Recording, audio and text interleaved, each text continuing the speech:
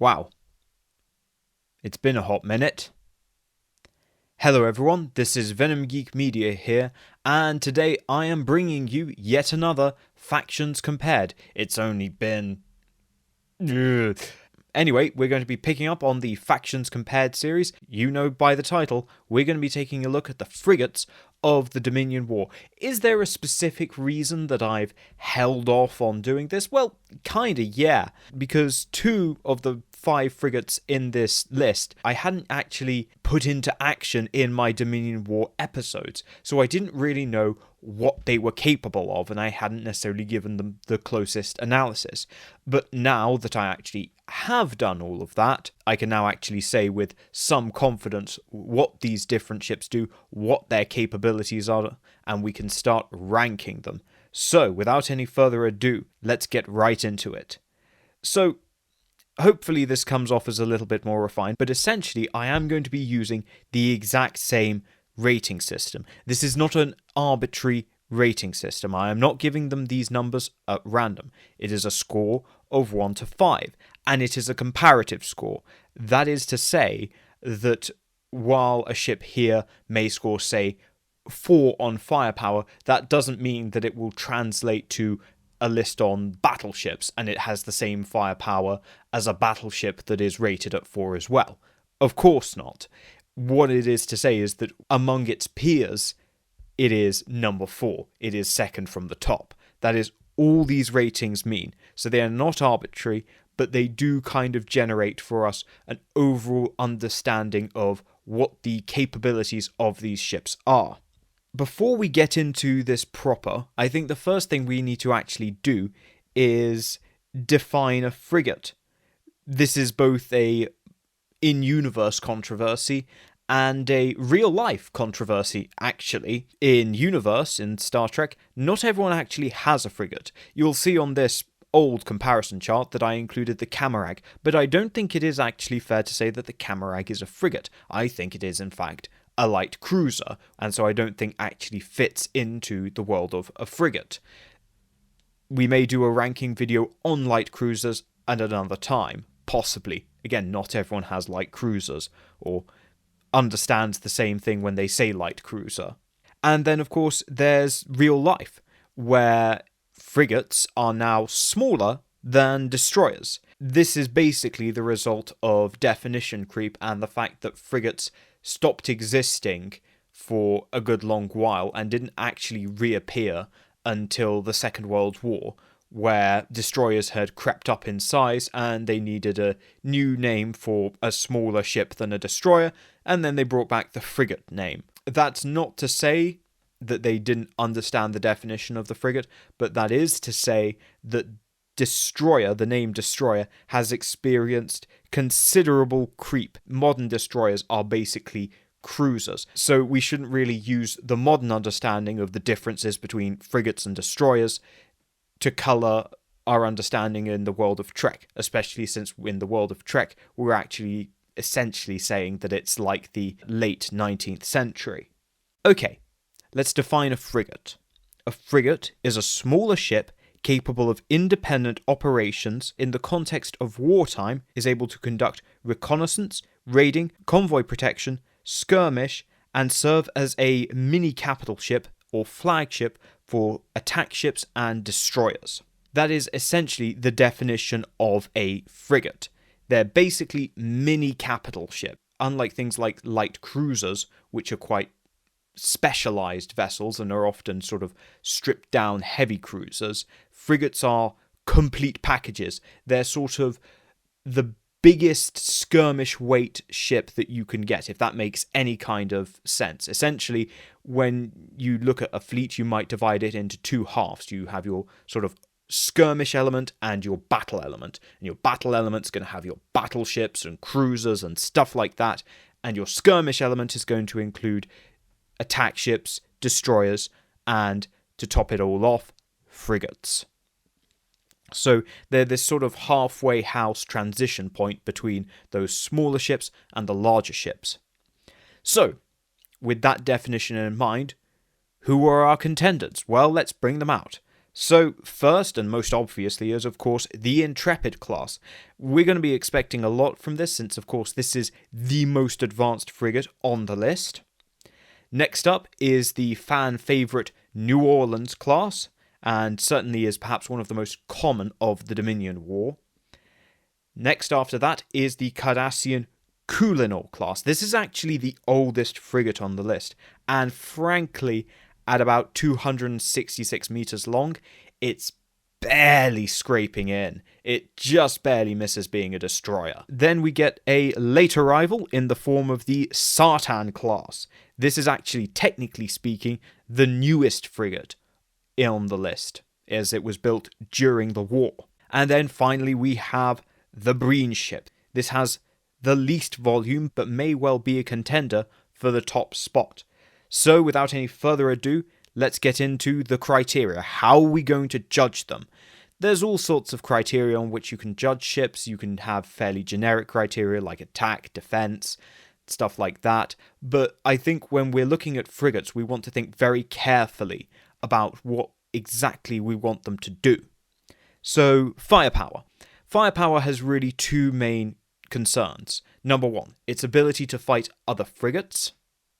And number two, its ability to potentially punch up, to take out larger ships. Next criteria, and this is very specific to frigates, is warp speed. Its ability to cover ground quickly, its ability to move quickly and cover ground, and basically serve as a patrol and interception vessel.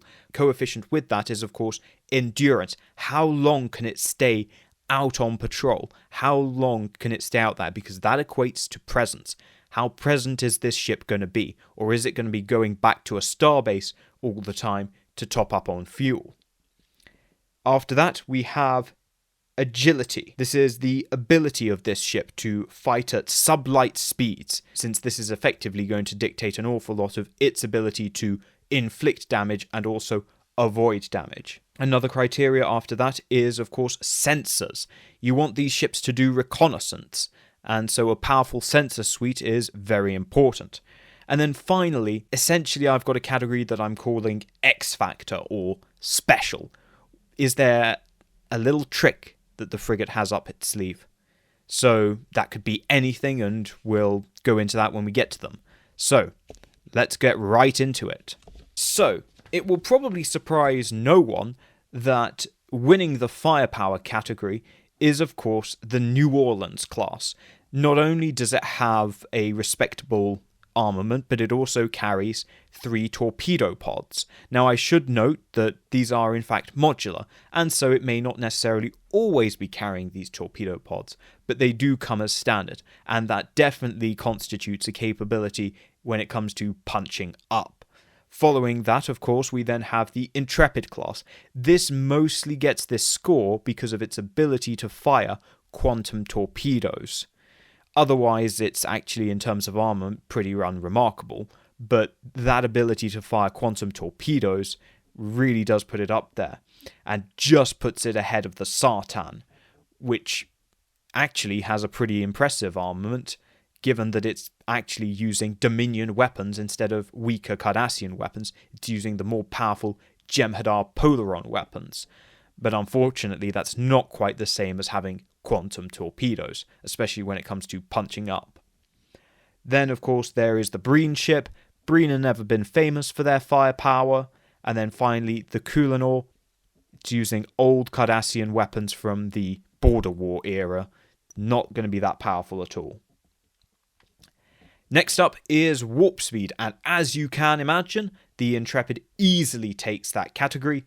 Following the Intrepid is going to be the New Orleans, bearing in mind, of course, that is Galaxy-class technology on there. So those are some powerful warp engines in a pretty small profile, so this is a fast ship. However, they are then closely followed by the Breen ship.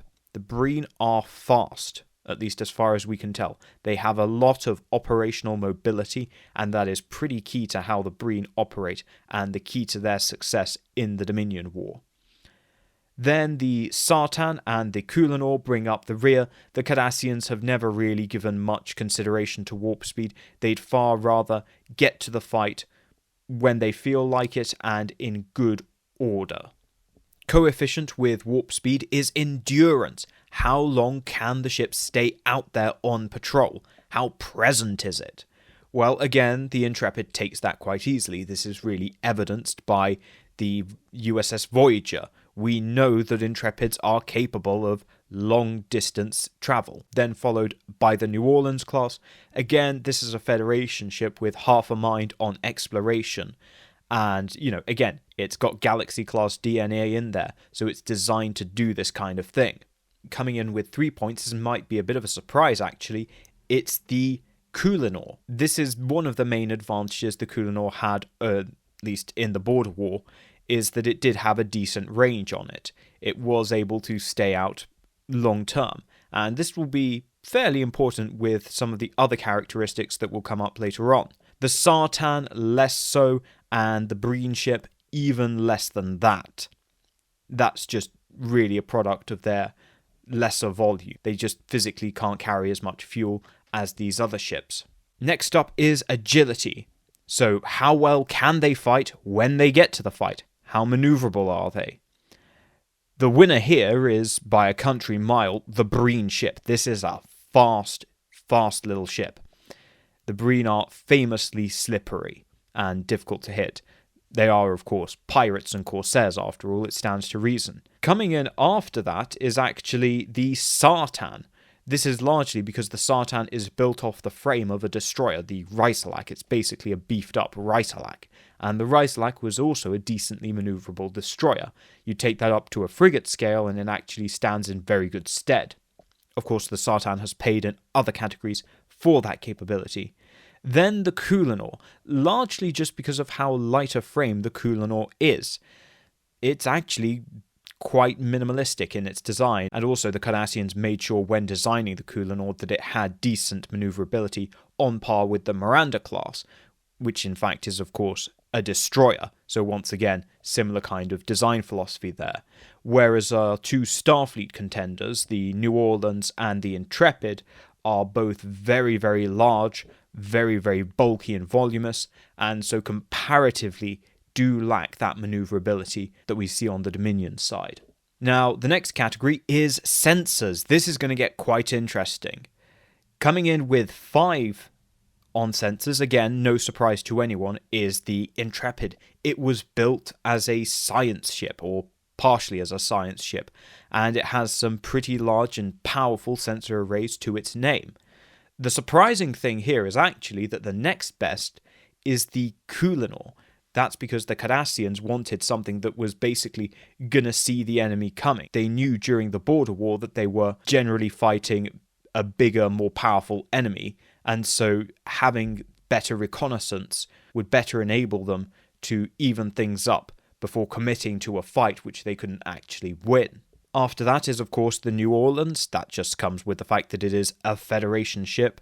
Then the Breen, and then the Sartan. The Sartan has Cardassian standard sensors, nothing really to write home about, and again, we'll come back to that.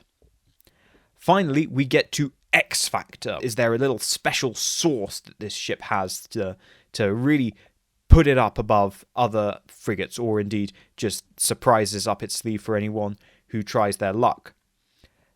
Obviously, winning this category is the Breen ship. There are a number of reasons. Mostly it comes down to the energy damper and the likelihood that these ships do possess cloaking devices.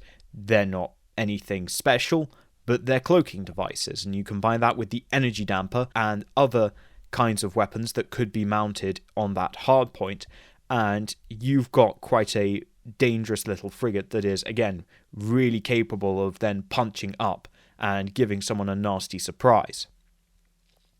After that is the New Orleans. For the previously mentioned modularity, not only can it carry those photon torpedo pods, but it can also carry a sensor pod or an ECM pod, a communications unit, all those kinds of things which would actually make the New Orleans a very useful asset in the battle space with a very small package. Normally you'd have to put those kind of things on a Nebula class ship, and when you do that, you have to be very cautious about how you deploy them. But if you deploy, or obviously, a smaller version of that kind of stuff on a New Orleans class, you actually then are able to deploy it much more aggressively and get the benefit of that more powerful sensor array or that ECM suite. And that gives you a whole new array of operational flexibility. So that really is quite something from the New Orleans. Next up is the Kulinor. This really comes down to its communication suite. So not only did the Kulinor have a pretty decent set of sensors, but it also had a very good communication suite, specifically again for its use in the Cardassian border war, where quick and effective coordination of the Cardassians was essential to them defeating or holding off Starfleet attacks, which often had larger, more powerful ships. And then we have the Sartan. The only thing the Sartan really has to its name is Jem'Hadar weapons, which we already previously covered under firepower, and it's fair to say that with the Intrepid, there's no real X factor. What you see is what you get, but what you see is very, very good. So, without any further ado, let's proceed to the scores. Coming in with 22 points, to no one's surprise, is the Intrepid class. This fairly obvious, followed up by the New Orleans class with 21 points, the Breen ship at 18 points, the Kulinor at 15 points, and the Sartan at 14 points. Now, it is worth pointing out that one thing that this list did not take account of is numbers. The fact of the matter is that there were far more Kulinors, Breen cruisers, and Sartans than there were New Orleans and Intrepids. That overall, the Dominion side had a greater number of frigates compared to the Allies, and that is true.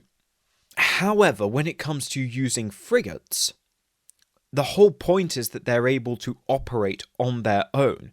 They're able to 1v1 a lot of smaller enemies and shouldn't have to fight in large numbers. That really isn't what a frigate is about. That's why I've not really included production numbers in this list. You may say that's unfair, but I think if we're measuring their capabilities as frigates and not as stock cars, I think ultimately that is a fair estimation. So I think the conclusion that we can really draw from this is that Starfleet believes in frigate doctrine.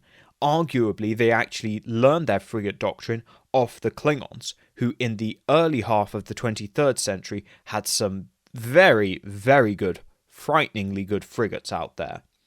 There are, however, hidden costs to this kind of doctrine, this frigate doctrine. You're kind of, as I say, you're looking at sports cars versus stock cars, super frigates versus matchwood frigates. And if we take the comparison of the War of 1812, undoubtedly the US had qualitatively better frigates, but the British had a lot more of them. Let's bear that in mind when we say the Federation have the best frigates. Yes, they do. Undeniably. But there is a hidden cost to that. So then the other thing we should probably talk about is, why is the Sartan so damn bad? This is the newest frigate on the list. This was built during the war by the Dominion. This should, by rights, up there near the top. Why is it getting beaten by the likes of the Kulinor?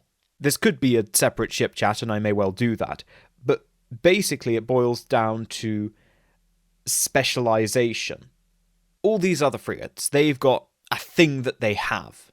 Just nothing crazy, but they've got a thing that they do. The Breen ship is full of tricks and it's very slippery. The New Orleans has absurd firepower. The Intrepid is extremely fast and has some really powerful sensors. The Sartan's got none of that. It's just an attack frigate, and this kind of rating system specifically punishes that kind of design. An attack frigate. Something which you just send out there to kill stuff. Because that's not what a frigate is. That's a destroyer. That's an overgrown destroyer, frankly. I think the Sartan is a sign of simplified Dominion thinking. There's no room for utility or guile. that is ultimately what the lifeblood of frigates are, is having several tricks up your sleeve, an ace in the hole, something that gives you a level of unpredictability for the enemy. That's what makes frigates so effective. It's not that you deploy them in force or in formation or anything like that, because they're often deployed very dispersed, and their whole point of frigates is to cover large areas of space with relatively small numbers. They do this by having those kind of X factors, and the Sartan has none, and that is what frigates and their crews are good at. With that all in mind, it's fairly clear why the Sartan loses, and why the attempt to basically import Dominion doctrine fails so utterly, and just shows also how capable something as modest and humble as the Kulinor. And so I think that's the best way to round off this discussion on the frigates of the Dominion War. So thank you very much for watching. Leave your thoughts in the comments below, and I'll see you all in the next video. I guess at some point now I'm going to have to talk about the commerce raiding campaign of the Dominion War. But until then, I'll see you all next time.